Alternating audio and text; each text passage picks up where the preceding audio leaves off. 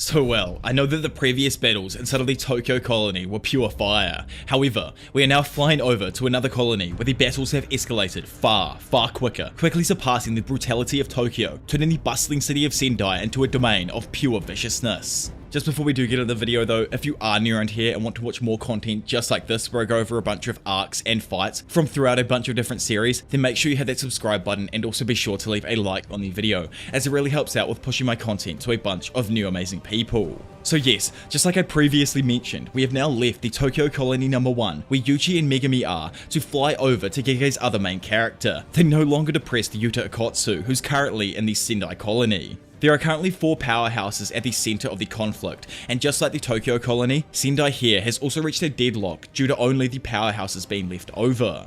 Jujutsu is a veteran of the Civil War of Wa, a war in which it was like literally him versus everyone else, so the dude must have been pure insanity. It's explained that he currently sits at 91 points and has the ability to use 2 kinds of independent Shikigami that can compose a domain with their like orbiting thingies. Somewhere else inside of this Sendai colony, we find a damn JoJo character under the name of Ryu Ishigori. This man currently sits at 77 points and has the highest curse energy output of all of the players in the Culling game. So like, does he even surpass Yuta perhaps? Anyway, shooting over to another powerhouse called Takako Uro, it's explained that this babe of a character is the former captain of the Sun, Moon and Star Squads, who are a group of deadly assassins directly affiliated with the Fujiwara clan. Which in our own world, the Fujiwara clan prospered for around 1200 years from the 600s, dominating the imperial court until 1868. So Gege being Gege has probably taken her directly from a specific time period throughout those 1200 years.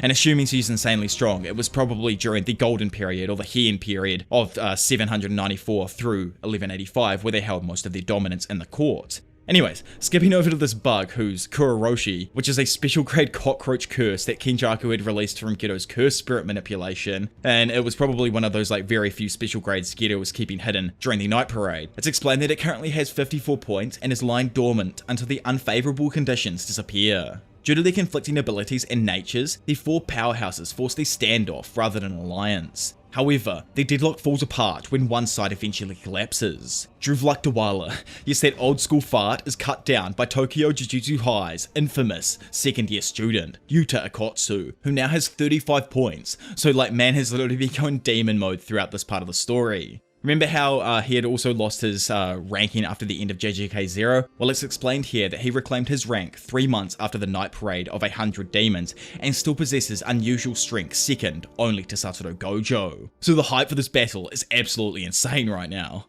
Takako and Ryu, who are nearby, observe the developing situation in the Sendai colony. Due to Yuta being himself, Jujutsu has fallen and his patrolling Shikigami are disappearing. Ryu uses his cocaine to check who defeated Druv and discovers the player is Yuta Akotsu. Takako does the same, and while she's glad the ugly Shikigami are disappearing, she's concerned about a new threat that will surely emerge. Back with Ryu, he realizes that he was only able to get close to Druv without provoking him before because he was occupied in battle with Yuta. These 2 new sorcerers both know that following Druv's defeat, Kuroshi will likely emerge next. Back over with our boy though, after cutting down Druv, he regroups with a crowd of civilians he's been protecting. He tells them that it's time to head north to the edge of the barrier, but notices a mother and daughter struggling to go on. Because of this, he changes his mind and tells all of the civilians they can rest inside of the stadium that was serving as Druv's base. Suddenly though, he's interrupted by a buzzing and clattering sound that indicates some sort of danger. Yuta immediately orders everyone to hurry inside of the stadium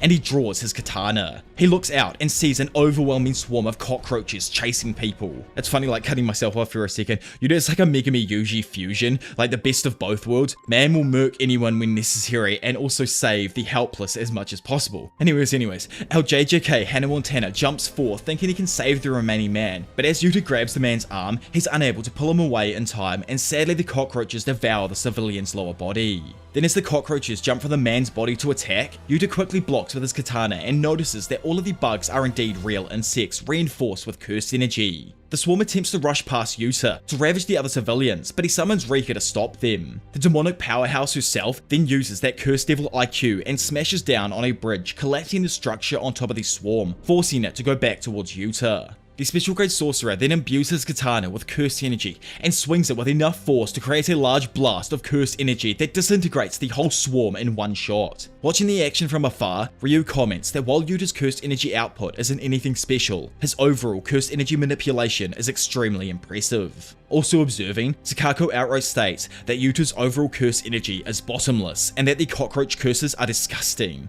So this El Buggo, it's explained that he was a poor matchup for Druve, so to play things safe, it went into like a dormant state until Druve was eliminated. The curse has an endless appetite, and eating stimulates its ability to perform parthenogenesis, which, in our monkey brain terms, and that took me 5 times to say, just means this creepy old bug can self-reproduce not needing a male or female partner. Now awakened, the cockroach curse is starving, and its instincts immediately lead it to devour Yuta. While preparing to face off against Kuroshi, Yuta ponders his objective in this colony.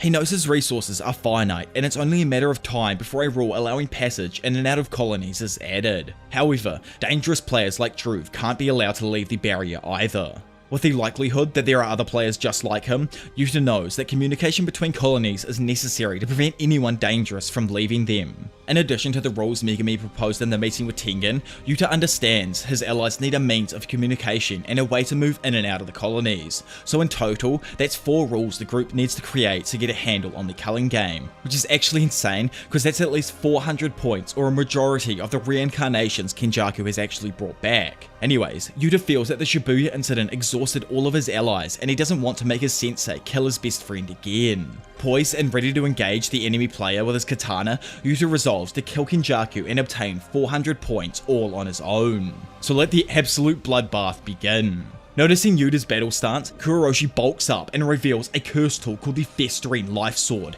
an enchanted blade that mixes life and death itself. Armed with the Festering Life Sword, Kuroshi ferociously attacks, only to have his arm immediately cut off by Yuta. The sorcerer then uses his katana to pin the curse's arm to a rock, literally disarming it by turning the arm into a freaking barbecue sword skewer. Yuta then quickly follows up with a dad level backhand strike that sends Kuroshi skidding back across the water. The cockroach curse tries to fly up above the bridge, but Yuta, who's just too damn quick, jumps on top of the bridge first, then grabs and flings a piece of railing that hits Kuroshi in the chest. Taking this moment, Yuta capitalizes on the opening he created by sending Kuroshi down into the water below with a sick diving slash. As the water clears though, it's revealed that the curse managed to stop Yuta's blade by using a swarm of cockroaches. Yuta swipes the swarm away with a sword while Kuroshi manipulates his bugs into a twister of cockroaches to malevolently stand on. Below, Yuta is aware that he's been watched by the 2 other players with high scores. He knows he can easily exercise Kuroshi by driving reverse curse energy into his body in a similar fashion to how he revived Yuji in their fight. However, Yuta doesn't want the observing players to see that he can use a reverse curse technique. Additionally, he can't call on Rika because she's protecting everyone else at the stadium. Kuroshi is indeed a dangerous opponent, but Yuta wants to exercise it without relying on either of his 2 backup techniques. Out of nowhere though, this bug somehow manages to speak, which, actually makes sense as over time special grades can easily develop a language. Anyways, it asks Yuta why he's interfering with his feeding, referring to not letting him munch down on those civilians back there, to which Yuta responds by asking the curse why it kills people,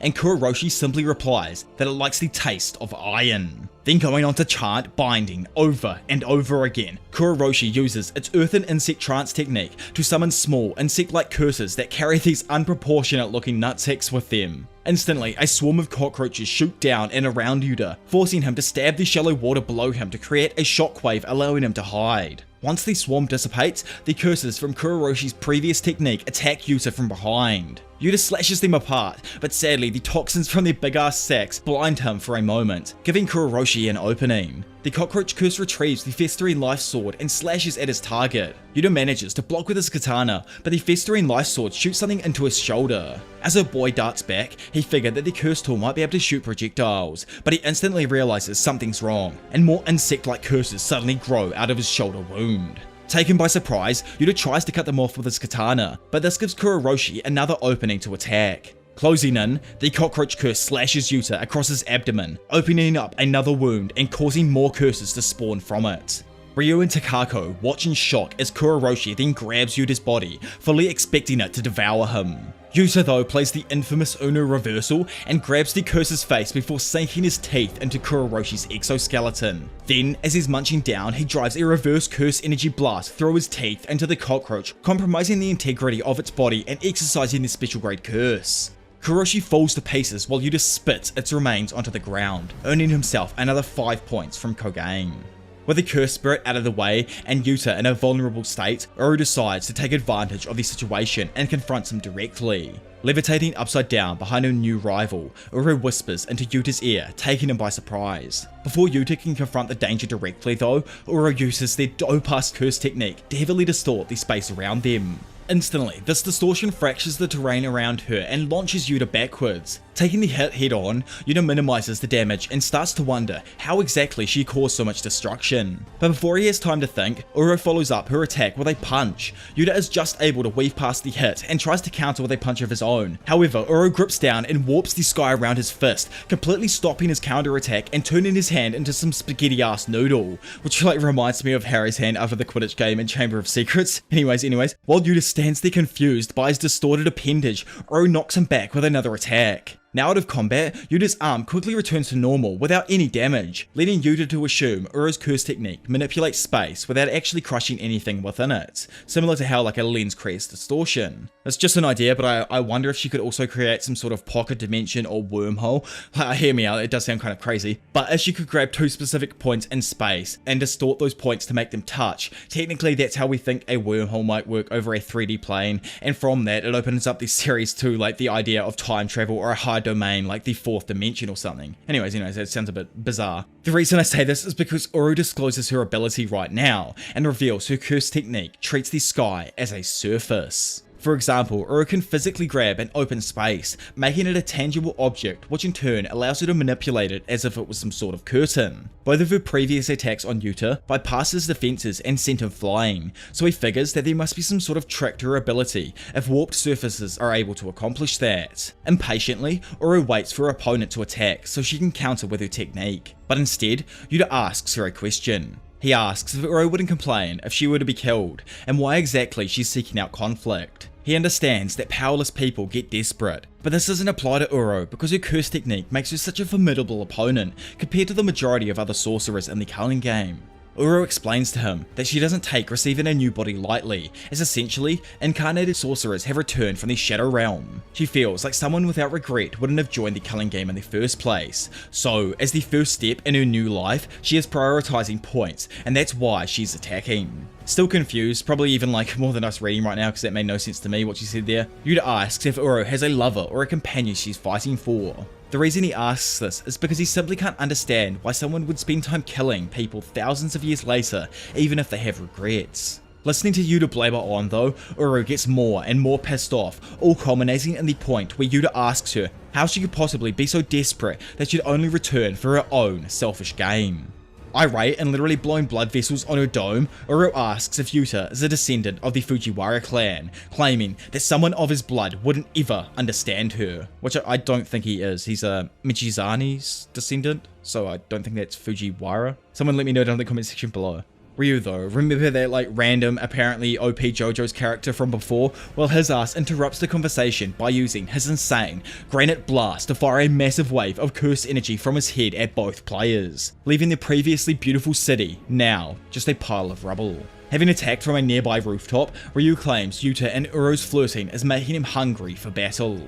Uru decides that there's no reason to let Ryu go now that the colony's deadlock is broken. Yuta and Uru simultaneously decide it's time to take Ryu out. They both dash in straight towards Ryu, exciting the long-range fighter, who responds with a volley of cursed energy beams that weave after the approaching fighters. Yuta is narrowly able to avoid the initial barrage using his agility, but a second wave of attacks appears to take him off guard, decimating him and the bridge he's standing on. However, once the smoke clears, Ryu, who thought he landed a direct hit, notices that Yuta is gone. Suddenly, Yuta leaps up from behind onto the roof to confront Ryu directly, forcing him to realize that Yuta used the hole Rika made in the bridge to avoid the beams and get out of sight. Having successfully closed the distance between them, Yuta attacks the ancient sorcerer directly, before darting back into his fighting pose and declaring that it's time to bring the fight into a closer range. Amused by Yuta's display of skill, Ryu asks if fighting up close will satisfy his hunger.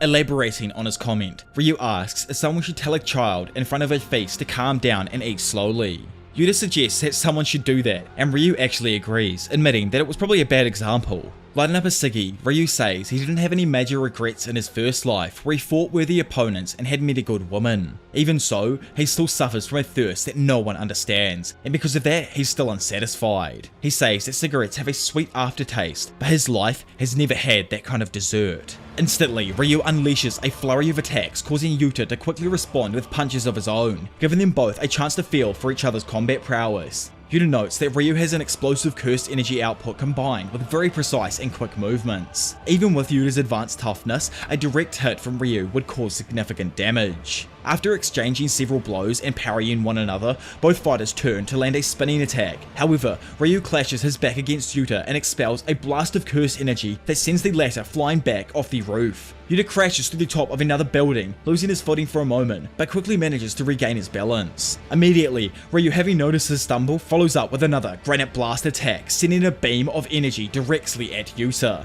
But somehow, Yuta's able to deflect it with his bare freaking hands like some Harry Potter spell without a wand level of holy shit. Then Yuta, in a damn flash, quickly closes the distance and tries to crush his opponent with a fierce right hook to the dome, crushing Ryu into the roof and cracking the concrete floor below him.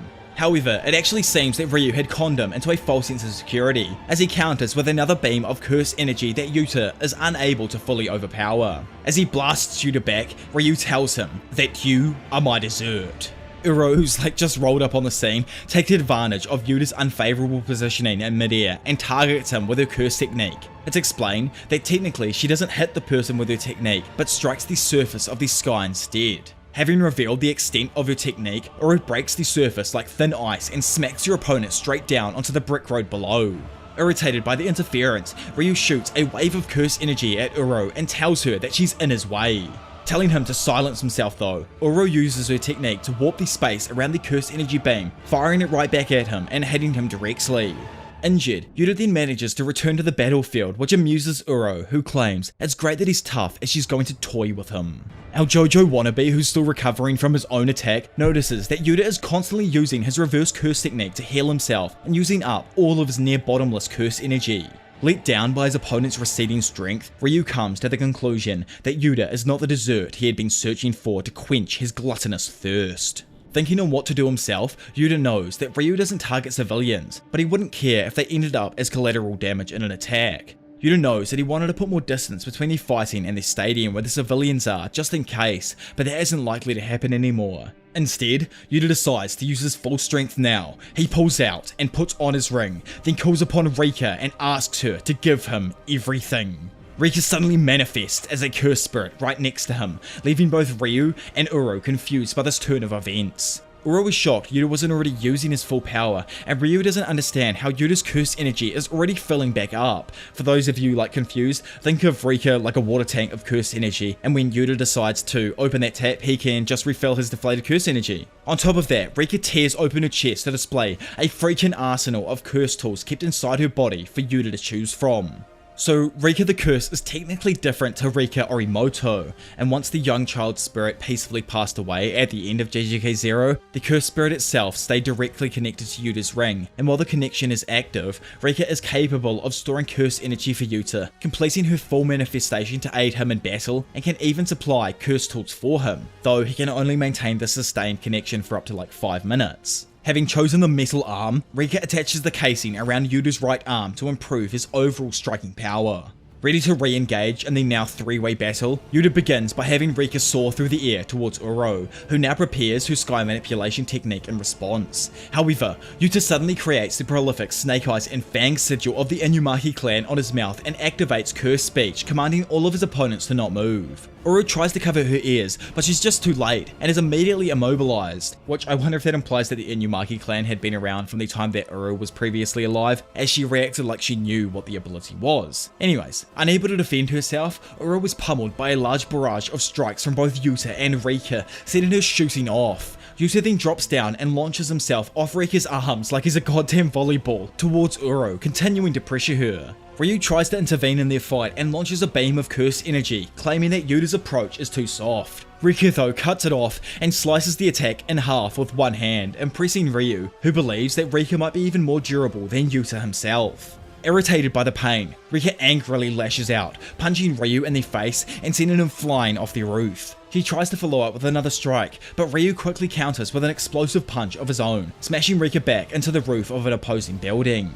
Excited with the potential to satisfy his hunger, Ryu fixes his hair and claims he has an appetite that calls for an extra large helping. Back with the other two though, Yuta summons a bunch of small flying Shikigami by using strands of his hair as an intermediary. Uru destroys one of them using her technique and claims that members of the Fujiwara only stand in her way because they fear her true potential. Going on that typical anime level spiel, she explains that she is the leader of the Sun, Moon, and Star Squads affiliated directly with the Ta of the Fujiwara clan. They were assassins that pursued lives of selfless devotion in the shadows and didn't even bear names. A particular sorcerer of the Fujiwara clan though gave Takako her name, only to execute her as a proxy to cover up his own crimes of killing someone else in the clan. Suddenly though, Uro was cut off mid-sentence and cut across her chest and hips by the Shikigami. The trajectories of the Shikigami constitute a domain, which Uro immediately recognizes as Drew's technique. Remember like that old man from the very beginning of the fight? She realizes that Yuta isn't a cursed speech user with the ability to summon Shikigami. Instead, he's a sorcerer with the ability to copy others' cursed techniques. Yuta proceeds to follow up and knocks Uro down to where Ryu and Rika are fighting. He tries to capitalize with a straight punch, but Uro manages to stop his attack and break his armored shell with the icebreaker effect of her technique. Uninjured by this exchange though, Yuta tells Uro that regardless of what his ancestors may have done, living for herself will only get her so far. Yet, those words just hit a complete block and only serve to further annoy Uro, who claims that saying things like live for others is something only those who have achieved something can do. Their conversation is interrupted though, when they both notice a massive surge in Ryu's curse energy. Ryu thinks his opponents need to shut up because words are utterly pointless at this stage of the fights. Are you guys all ready? As the three of them suddenly look at each other, prepared to bring their three-way battle to a climax, the trio of Sendai's strongest sorcerers all activate their domain expansion simultaneously. Instantly, and because of the three overlapping domains, they cancel each other's sure hit functions out. Without that advantage, Ryu and Uro know that they need to stop Yuta from taking the initiative by keeping Rika out of the barrier.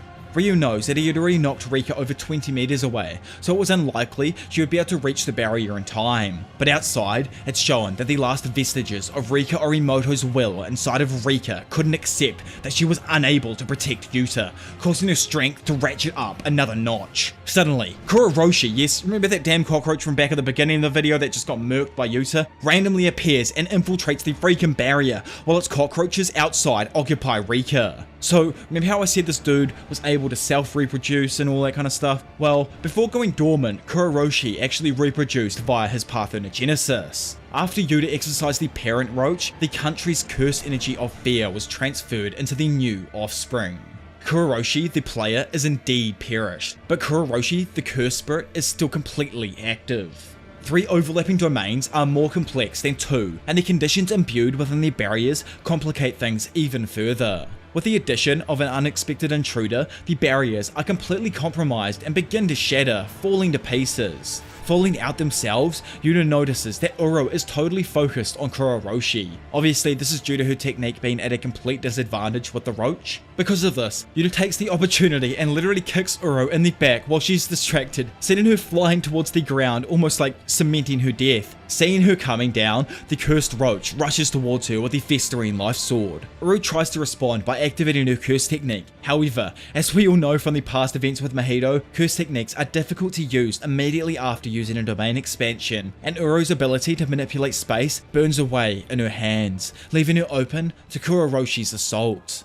The roach curse slashes Uro's left arm, and quickly these disgusting insect-like curses spawn from the wound, severing her limb completely. Rika, who's also there, acts quickly by devouring Uro's arm before the roach could, impressing Ryu. He notes that Yuta is thorough, and that it's unlikely that Uro can regenerate her entire arm, even if she uses a reverse curse technique. Irate over the loss of her arm, Uro angrily calls out to the Fujiwara descendant. Cutting her off though, Ryu tells her to stop because she and Kuroshi aren't invited to his table. Yes, if you have noticed, everything to do with Ryu Ishiguro has something to do with eating food, like the dessert thing from earlier, or now the whole like you ain't invited to this table, you can't eat from this table type thing. Anyway, it's explained that Ryu's curse technique is called Cursed Energy Discharge, and he's the only sorcerer capable of outputting the same amount of power regardless of if his technique is active or not. Instantly, he blasts Uro and Kuroshi with another jacked up granite blast, incapacitating Uro and partially destroying Kuroshi, making it simple for Yuta to exercise with his reverse curse energy.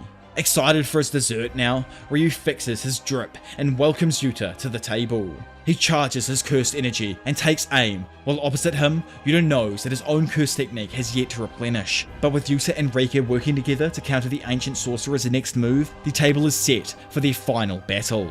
It's then explained that Yuta can only unleash a direct beam of cursed energy while Rika is completely manifested. Even at full power, Yuta's blasts are slightly weaker than Ryu's. In order to win the exchange, Yuta intends on rapidly building up cursed energy and firing first, before Ryu reaches maximum power. However, Ryu's eyes express over 400 years of hunger waiting to be satiated, and his gaze pleads with Yuta to use his full power. Although Yuta would never find true meaning in conflict, Ryu's gaze melted his heart. Melted my damn heart as well. Look at those eyes, it's so damn beautiful. Anyways, Yuta agrees to go all out on this just once, and both sorcerers unleash their curse energy. Their blasts collide in a curse energy beam struggle that's extremely reminiscent of an old school DBZ blast off. Sadly though, Yuta is quickly overpowered by Ryu's blast. The duo are seemingly hit and sent back into a nearby building, which Ryu immediately expresses how sweet the first taste of his dessert was. The gleeful sorcerer is quickly surprised though when he begins to feel his opponent's cursed energy swelling up. Wanting the meal he desires, he screams and asks for another beam struggle. In retaliation, Rika fires a blast of curse energy while Yuta simultaneously rushes forward. It's shown that Yuta actually jumped forward at the exact same time the blast hit, launching him at high speed towards the enemy sorcerer. Rika is also able to shoot completely on her own, but Ryu believes he's jacked enough and somehow he blocks the beam with his bare hands as well, claiming that he can do whatever Yuta can. He takes aim at Yuta and expects to finish him off with his next attack due to the cursed energy he extended on top of just using a domain expansion. However, as his granite blast shoots out, and unbeknownst to Ryu, Yuta's curse technique had already replenished. He takes this moment and uses Uro's ability to warp space, redirecting Ryu's blast up into the air. Shocked, Ryu realizes that Yuta can actually copy people's curse techniques and tries to surmise what condition he must fulfill to do so. He recalls Rika devouring Uro's arm and figures that must have been when he satiated the condition. Yuta notices Ryu's lack of focus, capitalizing on it, and scores a direct hit to Ryu's chest with Uro's thin icebreaker move. Quickly, he follows up with another combination downward punch using Rika that hits so hard it causes Ryu to begin bleeding profusely from his head. So remember how there was like a time limit on Rika's manifestation? Well, 5 minutes have now passed since Yuta donned his ring, causing the connection between him and Rika to actually end. Ryu takes advantage of this by hitting Rika with his full power, an attack that was too much for her to handle even while fully manifested. Because of this, Rika quickly reaches her limit and disappears from the battle, leaving Yuta to continue fighting on his own. The big man himself, Ryu, is excited that there's even more to their battle, even after clashing at full power. He happily declares that this final course is the dessert he has been longing for. Standing there, Yuta surprises the Ancient One by grabbing him with both hands and pushing their weight down so hard that it cracks the ground beneath their feet. After effectively immobilizing them both, Yuta claims that the fight is over, confusing Ryu. While Ishiguro is looking down at the cracked ground, his granite blast from earlier, yes, remember that one Yuta shot up into the sky using Uro's technique? Well, it rains down directly on Ryu and surprises the unsuspecting sorcerer, completely toasting him.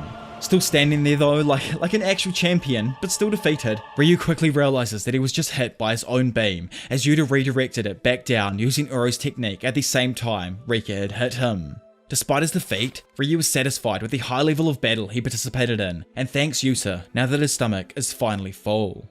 Not gonna lie, Gege knows the terminology of these scenes so damn well, and we all just ate as well as Ryu Ishiguro did right here, boys. Anyways, following the end of the battle in the Sendai colony, Yuta first talks to the defeated Uro in order to retrieve her points. She tells Yuta this extremely ominous statement that probably will 100% play a role later on in the story. She says that his strength has a limit and she's seen a power beyond the horizon of the strongest fighters and curses with her very own eyes. In that moment, she imagines Sukuna's original form and claims that such power takes the form of overwhelming aggression that disregards anything else like a calamity.